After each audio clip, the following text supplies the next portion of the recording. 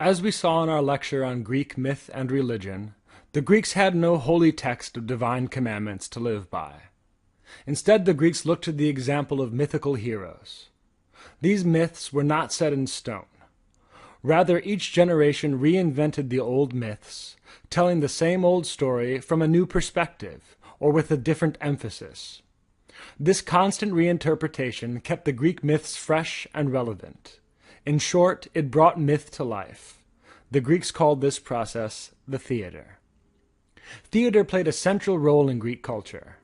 Any polis worth living in held annual theatrical festivals in honor of Dionysus. Yet theater would reach its apex in the Panathenaic festival of Athens, in which the greatest playwrights competed to perform their works. The Greeks divided their theater into three genres: satyr plays, comedies, and tragedies. Satyr plays are the oldest sort of play. Satyrs are goat men, drinking buddies of Dionysus, and known for their promiscuous behavior. We know little about the early history of satyr plays, besides that they were part of a ritual to Dionysus, and that they were generally lewd and lowbrow. A lot of cod pieces and hitting people over the head with things. Imagine if the Three Stooges did a burlesque show, and you've got a pretty good idea of a satyr play. After the invention of tragedy and comedy, satyr plays continued to be performed during festivals to provide comic relief between the heavy tragedies.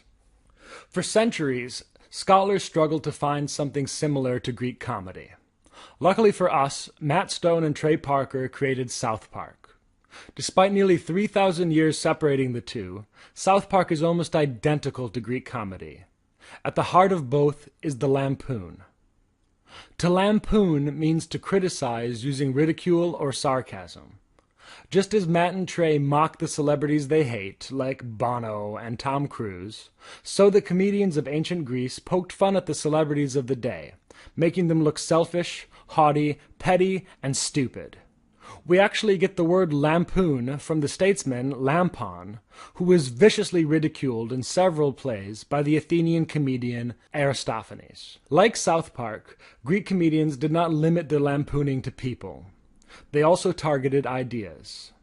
Both used a method called reductio ad absurdum, literally a reduction to absurdity. We see the same pattern unfold in Aristophanes' The Birds and South Park's Margaritaville. Step 1. Take a common idea you find stupid. The birds. The gods eat the smoke of religious sacrifices. Margaritaville. The economy is punishing us. Step 2. Break that idea down to its most basic concepts. The birds. You could starve the gods by blocking the smoke. Margaritaville. The economy is a god of some sort. Step 3. Show how that basic idea becomes absurd if taken too seriously. In The Birds, Pisistratus convinces the birds to build a wall between heaven and earth and charge taxes on smoke. In Margaritaville, Stan's dad starts a cult of the economy, in which everyone wears sheets and plays with squirrels. In short, Greek comedy displays the same irreverence, the same scathing criticism, the same subtle moralizing, and even the same tendency towards toilet humor that characterizes South Park. All this comedy might not sound very religious, but passing moral judgment on ideas and people is essentially a religious matter. In this way, comedy was the most current and up-to-date branch of Greek religion. Yet some questions cannot be addressed so flippantly. Some ideas are timeless and cannot be dismissed, and some issues simply should not be laughed about. To address these deeper questions with the seriousness they deserved, the Greeks invented the most profound form of theater, the tragedy. Where Greek comedy is ridiculous, Greek tragedy is painfully serious. Tragedies examine mythical heroes from a moral perspective and find the heroes lacking. Despite all their virtues, every Greek hero suffers from the vice of hubris, or excessive pride. This pride leads them to believe things that are not true, and to do things that they should not do.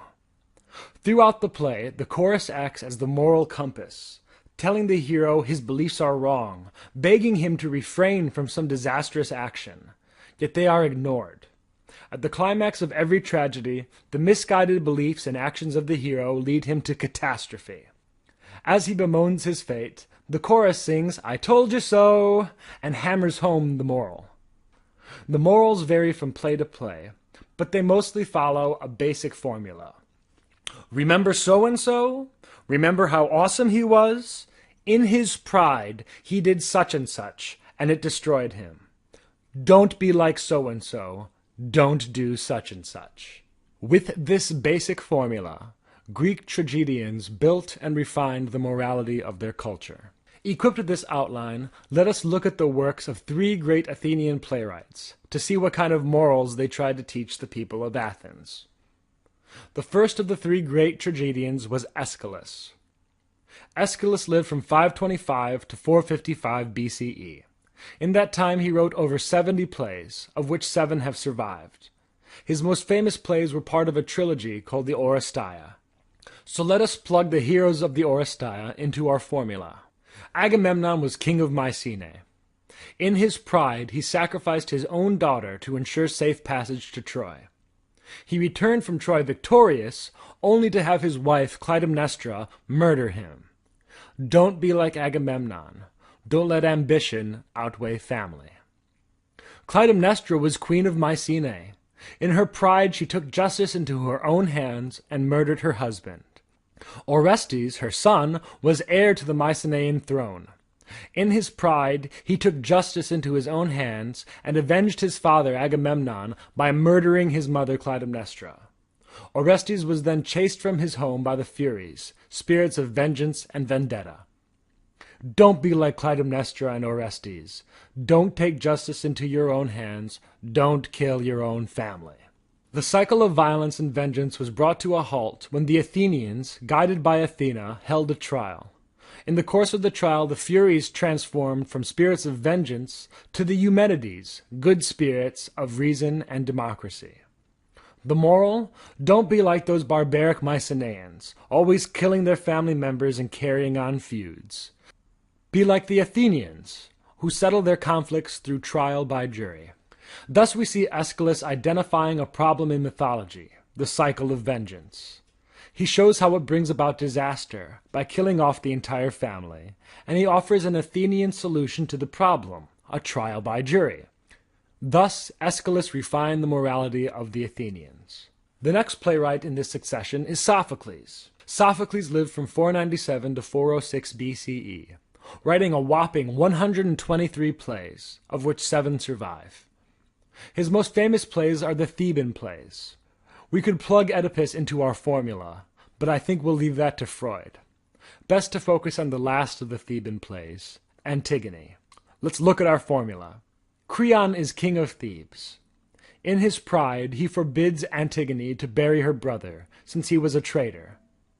Unwilling to forsake her duty to her brother, Antigone buries him anyway. In his pride, Creon locks Antigone up. Antigone kills herself. Her fiancé, Creon's own son, kills himself out of grief. Creon valued the state over family, and was left with no family at all. The moral? Don't be like Creon. Don't try to put the law of the state above the laws of family. Thus we see a further refinement. Aeschylus distinguished the justice of vengeance from the justice of law. Sophocles distinguished the laws of the state from the laws of family. The final tragedian of the triad is Euripides. Euripides lived from 480 to 406 BCE. He wrote over 90 plays, of which 18 survive. These plays are so wonderful it is difficult to pick just one. But time is of the essence, so we will look at Euripides' last surviving play, the Bacchae. Pentheus was king of Thebes. In his pride, he refused to recognize the new god, Dionysus. In his pride, he insults the mother of Dionysus. In his pride, he forbids his people to worship Dionysus, because he finds the rites barbaric and uncivilized. In his pride, he attempts to capture the gods. In his pride, he spies on the rites of Dionysus. And for his pride, Pentheus dies horribly, torn limb from limb by his own mother, who plays catch with balls of his flesh. Don't be like Pentheus. Don't deny new gods, and don't become so civilized that you forget you're an animal. Euripides' Bacchae marks the apex of civilization. Where Aeschylus was trying to civilize the Athenians, and Sophocles was trying to refine that civilization, Euripides has come full circle, calling into question the very nature of civilization itself. Thus we've seen how Athenian theater constantly redefined Athenian religion and culture. With tragedians busy creating new morals and comedians ridiculing outdated ones, Athenian culture stayed relevant and dynamic. Guided by the constantly updated morals of their theater, the Athenians would go on to establish democracy and take philosophy to new vistas.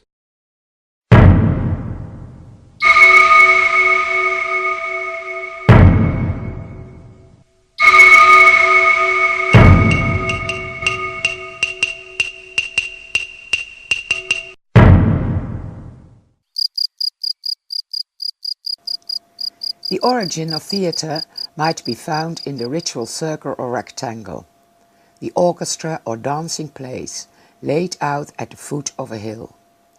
Here Dionysus was celebrated, the Greek god of fertility and wine, said to be born out of the thigh of Zeus. The worship of Dionysus was ecstatic by nature.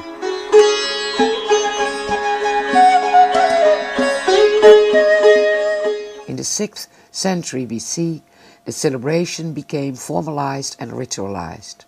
Women were not allowed anymore to participate.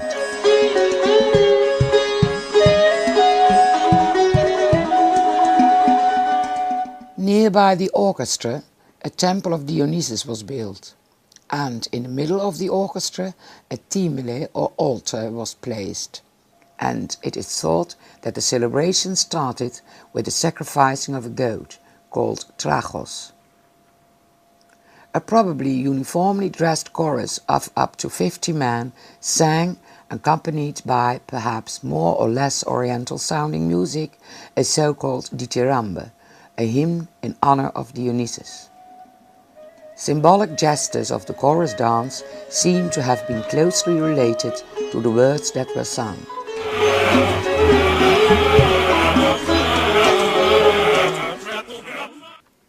Allegedly, the poet Arion was the first to transform the dithyrambe into a literary composition.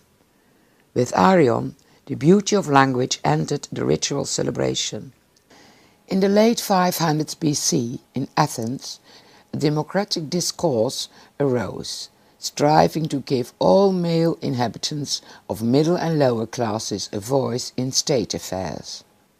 In that period, a singer of dithyrambe named Thespis is credited with innovating a new way of performing the dithyrambe in which a solo actor impersonated the characters of the songs. He used masks to distinguish between different characters. He became the answerer, or hypokritos, by wearing a mask of, for instance, a god. He, as it were, stepped out his normal being, the ekstase, and came in a state of divinity, the entostase.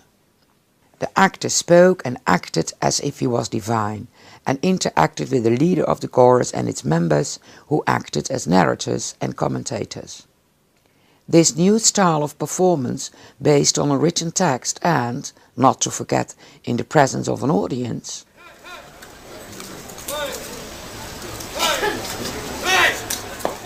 may have marked the birth of theatre as we know it today. It is claimed that Thespis travelled about on a cart with plays. This could mean that he performed in several Greek towns. This itinerant theatre is kept up until long after the Middle Ages.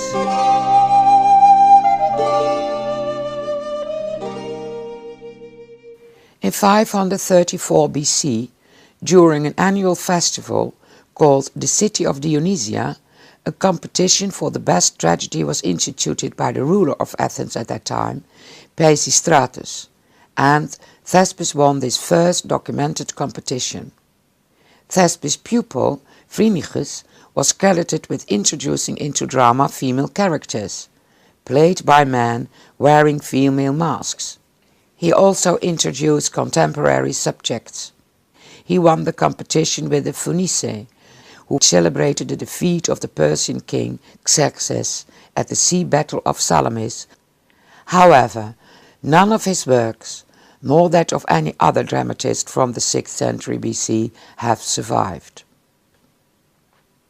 In the 5th century, the City Dionysia festival became very popular in Athens. Temporary wooden tiers of benches were built up on the side of the Acropolis. Note the rectangular shape of the orchestra.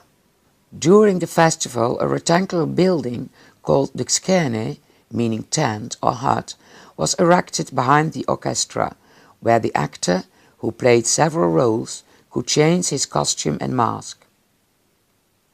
Perhaps the Xkene itself served to represent the location of the place, usually set in front of a temple, palace or house. Typically, there were 2 or 3 doors in the Xkene that led out onto the orchestra, and from which the actor probably could enter and exit. Only much later, in the 4th century BC, the Xkene became a permanent stone structure. Of all the hundreds of tragedies known to be written in the 5th century, 32 tragedies of only 3 playwrights have survived. The first of these playwrights was Aeschylus. He diminished the importance of the chorus and reduced it to 12 men. He probably innovated a second actor, thus making dialogue between characters possible. Each of the 2 actors usually played more than one role, including female characters. They wore always painted masks made of perishable linen, cork or lightweight wood. In particular on vase paintings, these tragic masks and costumes are depicted, but in most cases these faces are from a period later than the 5th century.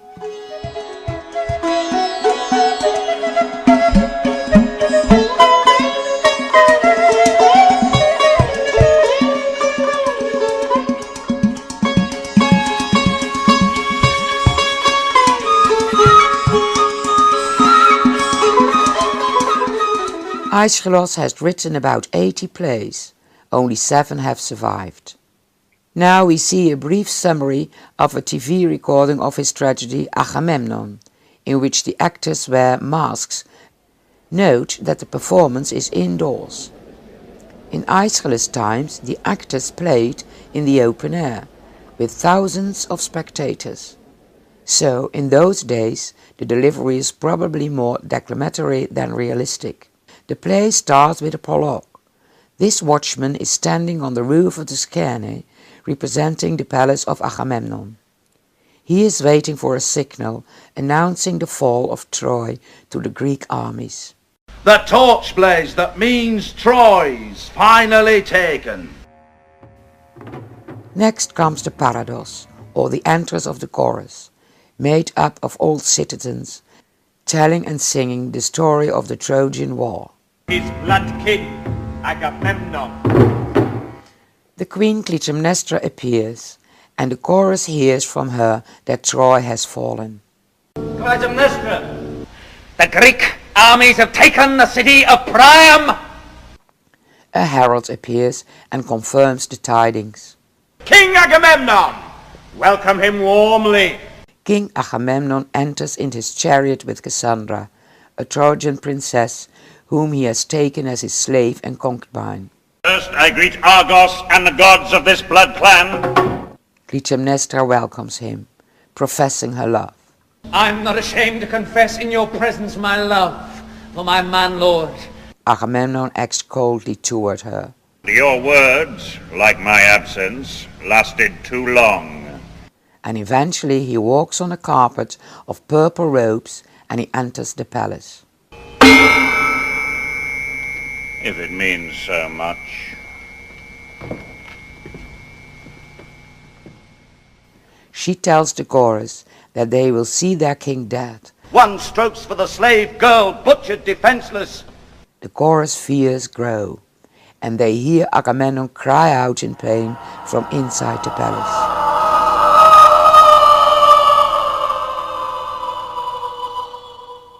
Clytemnestra appears, standing over the corpses of her husband and Cassandra. She declares that she has killed him to avenge Iphigenia, their daughter who was sacrificed so that the Greek fleet could sail to Troy. A revel in glory! He's had his libation. Then the queen is joined by her lover Aegisthus. They take over the government. A dose of the strong arm will soon get you docile. The chorus declares that Clytemnestra's son Orestes will return from exile to avenge his father. He'll kill this couple. You and I will rule this house.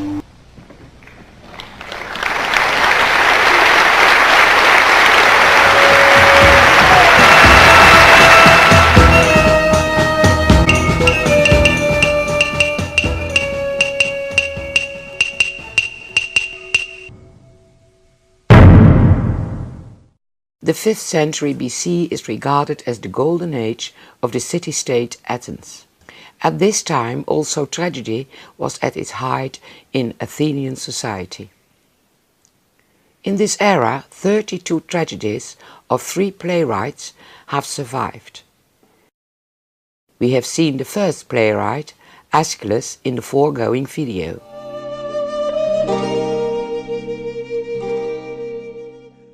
Sophocles, the second playwright, is credited with the introduction of a third speaking actor. For centuries, the 3 actors became the formal convention.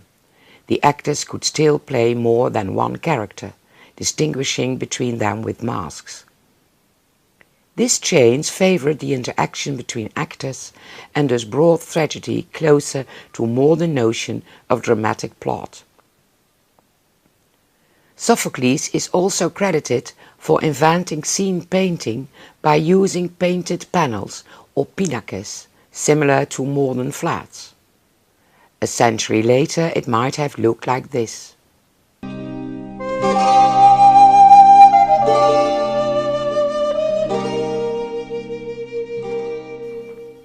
Sophocles is regarded as the most skillful of the 3 dramatists.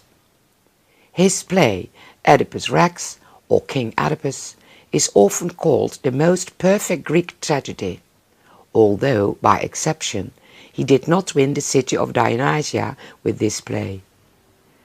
Compared to Aeschylus, Sophocles created more complex and psychologically well-motivated characters. We now see a famous scene of Oedipus Rex, in which Oedipus fully realizes that he killed his father and married his mother. Aristotle called this change from ignorance to knowledge anagnorisis. What more do you want to know? This man here was asking you about a child. Was it you who gave him that child? Was it? Yes, it was me. I wish I'd died that day. If you are that man, sir, the boy my friend took to Corinth, you were marked out for suffering from the day you were born.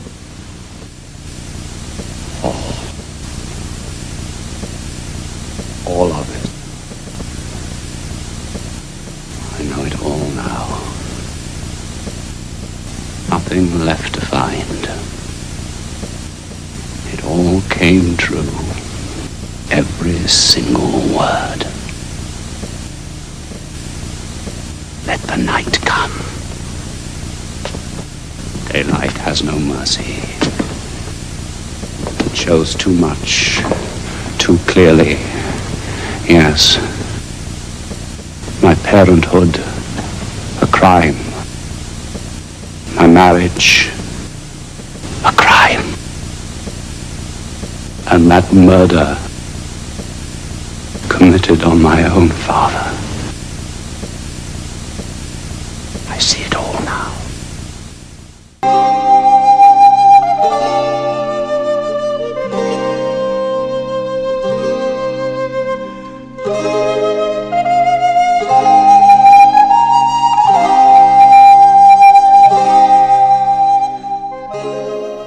Euripides was the last playwright in the 5th century BC, from whom 18 complete tragedies have survived. His plays foreshadow the ultimate form of drama as we know it today by employing a more naturalistic or human approach in contrast to the remote scale and the formalized conventions used by both other playwrights. That in his days his plays were not highly appreciated might, among other things, be a consequence of the calling in question by his characters of the sense of justice of the gods, and by showing strong, intelligent women characters. Here an example of a strong woman in perhaps his masterpiece, Medea, winning only the 3rd prize at the Dionysia. Medea, a foreign princess, is just now ordered into banishment by Creon, the king of Corinth. She has to leave behind an adulterous husband, Jason, who wants to marry the daughter of the king. Corinth is not well ruled. The city where even a woman, even a foreigner, suffers unjustly the rods of power is not well ruled. What haven, what sanctuary, where will you wander? This man, this barking dog, this gulled fool, gods of my father's country, you saw me low on my knees before that great dog of Corinth, humbled, holding my heart in my hands for a dog to bite. Break this dog's teeth!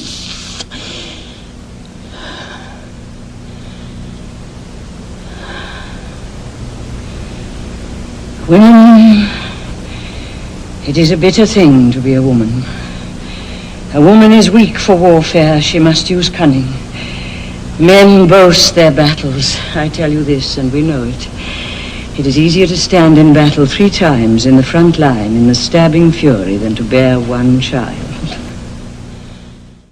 The City of Dionysia festival was held each year in March and started with the announcement by the 3 selected playwrights of the subjects of their tragedy trilogies. Another day, a grand procession or pompe was held, in which citizens, men, women and children, alien residents and representatives from Athenian colonies marched through Athens, carrying the wooden statue of Dionysus from outside the city to the temple of the theatre of Dionysus on the southern slope of the Acropolis. The procession ended in the evening with a revel. Dionysus was not only the god of wine, but also of fertility, the productivity of both human beings and the land. In 508 BC, a new contest was instituted at the Dionysia.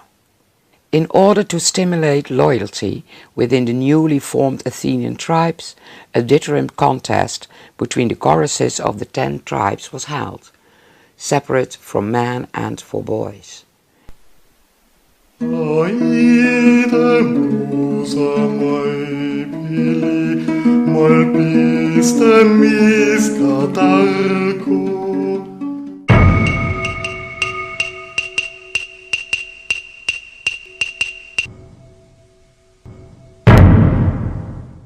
Around 501 BC, the Dionysia was again extended with a dramatic innovation, the satyr play. In Greek mythology, satyrs are half beast, half human companions of Dionysus, often depicted with horse tails and ears. They make up the chorus in a satyr play. So, in the 5th century BC, the playwright not only had to produce a trilogy of tragedies, but also a satire play that served as a short afterpiece for the tragedies, providing a kind of comic relief for the serious plays that had gone before. Satire plays were often a burlesque version of a mythological subject, ridiculing gods or heroes, situated in a rural area, with boisterous scenes, a lot of drinking, vigorous dancing, and indecent colloquial language. Only one complete satire play is extant, Cyclops by Euripides, based on an episode of the Odyssey. On this famous face, the actors and chorus of a satire play with their masks are shown. The chorus members wear a scanty savage dress of goatskins, with a phallus for comic effect.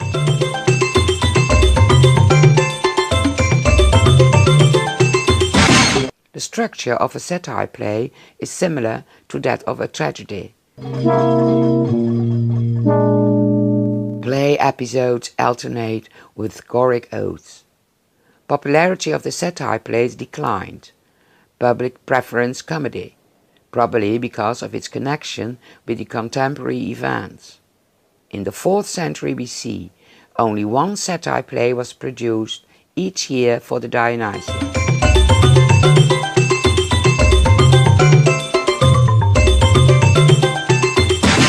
In 487 BC, the city of Dionysia was extended with the last major dramatic form, the comedy plays. 5 comic writers presented a single play, probably on each of 5 days of the Dionysia. The general structure of Old Comedy was similar to that of tragedy. Play episodes and chorus alternated rhythmically.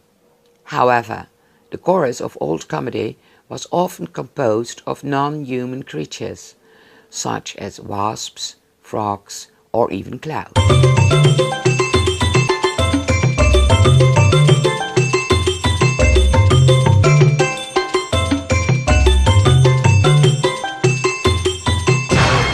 While tragic actors wore elaborate pattern-woven garments, which were similar to the robes of priests and musicians, comic actors wore ludicrous costumes, padded at the breast, buttocks and stomach. The masks of Old Comedy were distorted caricatures, sometimes of real people.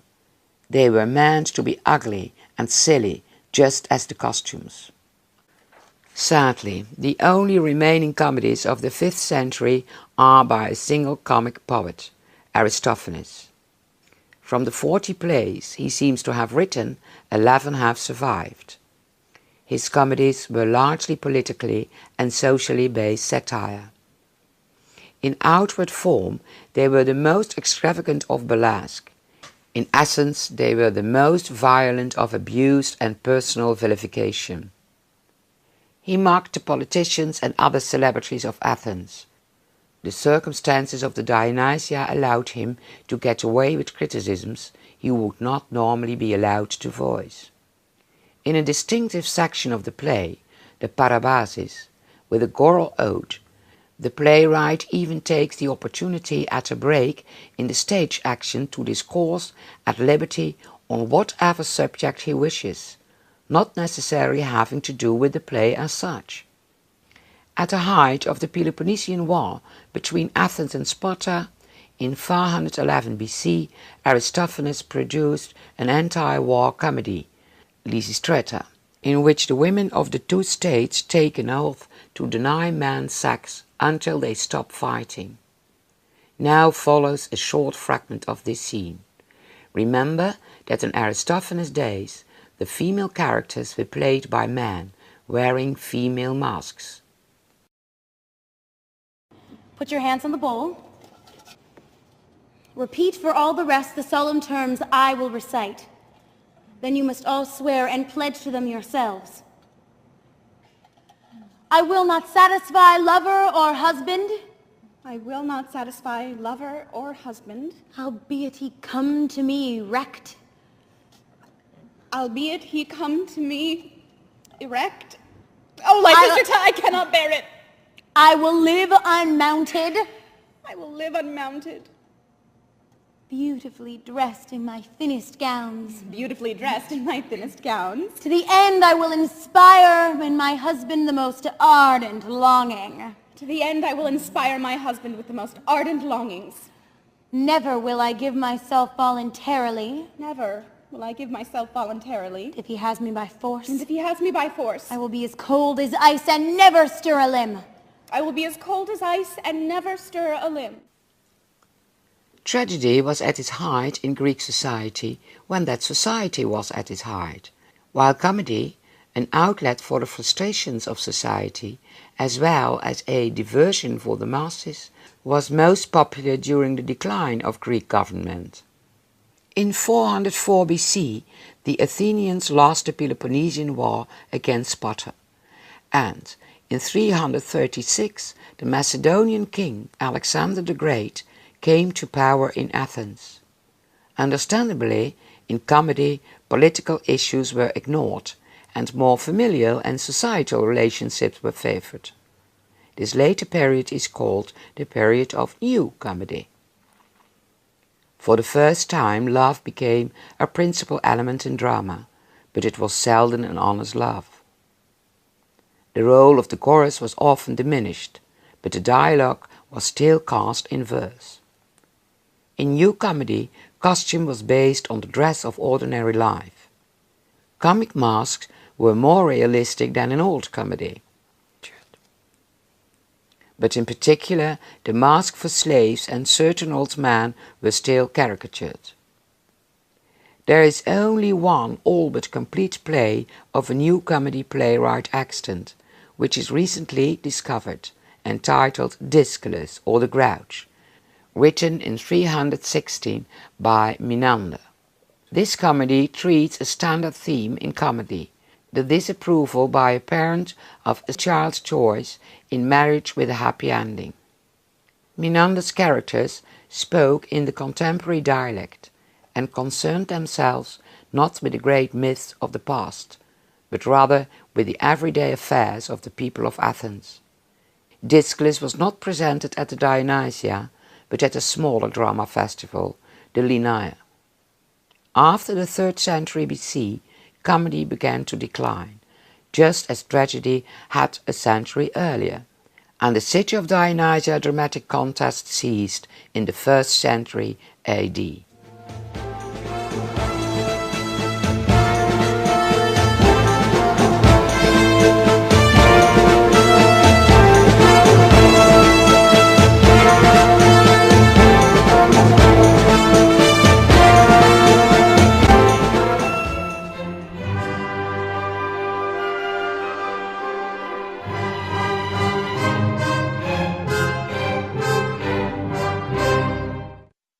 The enormous importance of theatre in ancient Athens becomes evident in this graceful edifice. It was built by Lysicrates to commemorate the victory of the Dionysia. Lysicrates was the financier or choregos of the winning play about the myth of the god Dionysus. The monument served in fact as a pedestal for the bronze tripod set upon its summit, a trophy for the victor of the contest. A copy of this marvelous monument with a tripod on top can be seen in Berlin. After the victory on the Persians, Athens was rebuilt on a grand scale. Magnificent temples arose on the Acropolis.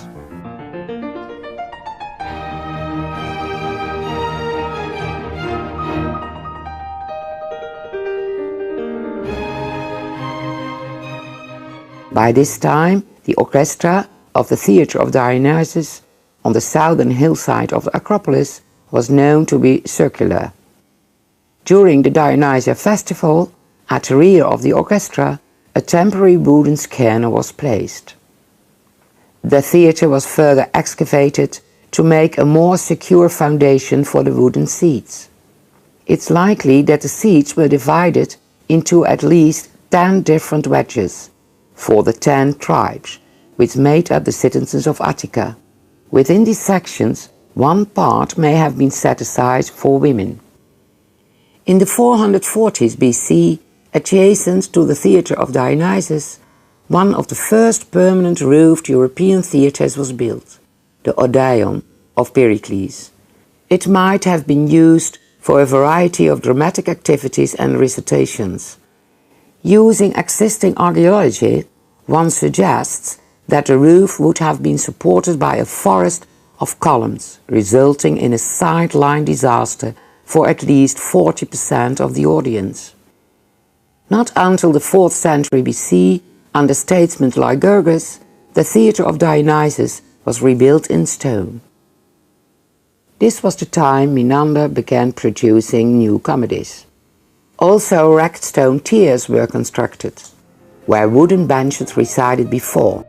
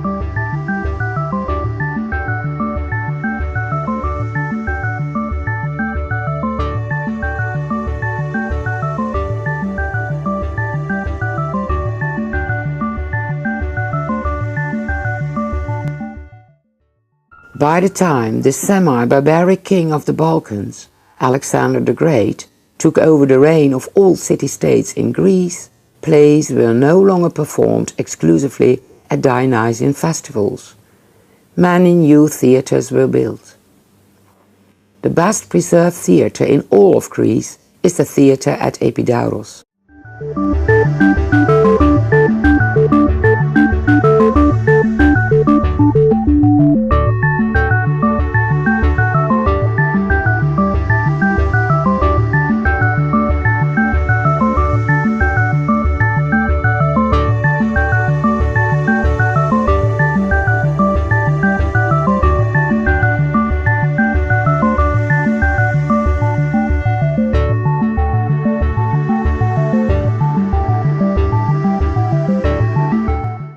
Probably the most important Hellenistic innovation was the raised stage or logeion. It's not sure how in the plays this heightened stage was used as an acting space.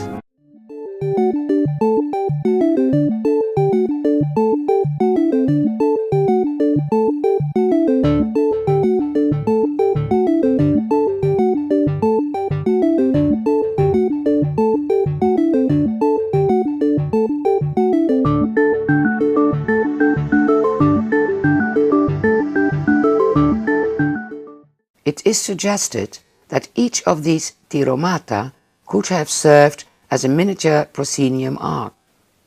The orchestra of Hellenistic theatres often had a 2/3 circle shape.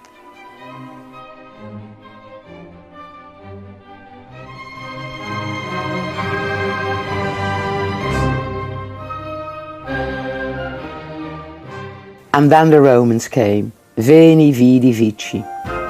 In 146 BC, mainland Greece became a Roman province. And for the third time, the Dionysus Theatre in Athens was fundamentally renovated, this time by Roman Emperor Nero in 61 AD. Striking differences with the Hellenistic style is the lowered stage with enlarged surface and a heightened scaena. The orchestra was surrounded by a stone barricade in order to protect the spectators. The scaena was further adorned with many statues and other sculptures. After the 1st century AD, most of the existing theatres were remodeled to the Roman ideal of theatre architecture, like this theatre at Taormina. In Rome, for a long time the erection of theatres was thwarted. Only temporary wooden theatres were built. Theatre was deemed a threat to Roman morality. In Greece, the theatre was a symbol of democracy, but the Roman Republic was aristocratic. The oldest truly Roman stone theatre was not built in Rome. It was built by colonists in Pompeii in 75 BC, because they were out of the direct reach of the Roman Senate. At this square in Rome, the few remains of the first Roman stone open-air theatre can be found. The distinguished Roman general and political leader Pompey was permitted to build this theatre in 55 BC.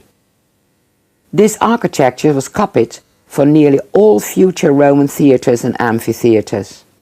A huge linen or woolen canvas was stretched over the whole of the auditorium to protect the spectators from the sun and rain. This first Roman theatre was also for centuries the greatest theatre in Europe, with a seating capacity of 28,000 spectators. Rivalry between military leaders in Rome led to the erection of 2 more theatres near the Tiber River.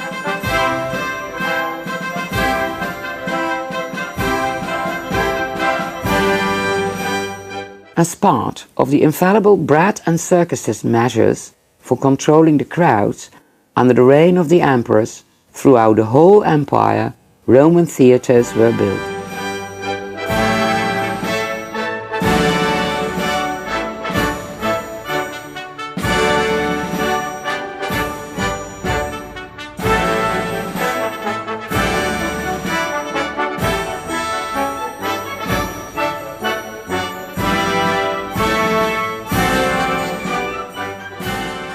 Greek theatres were not enclosed. The audience, especially in the upper part of the auditorium, could see the surrounding countryside as well as the actors and chorus. Contrary to the Greek theatres, most of the Roman theatres were freestanding architectural structures.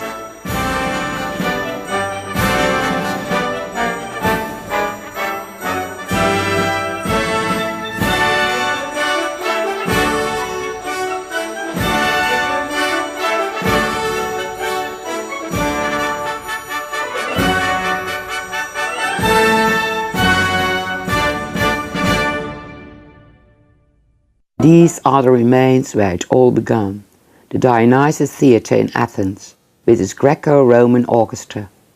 The first dramas were staged here in 600 BC, and the theatre functioned until at least the 4th century AD. Thus ended a truly remarkable history, for few other theatres can boast 1,000 years of continuous usage. These are the words of Oscar Brockett. Without his famous book on the history of theatre, our videos would not have been possible.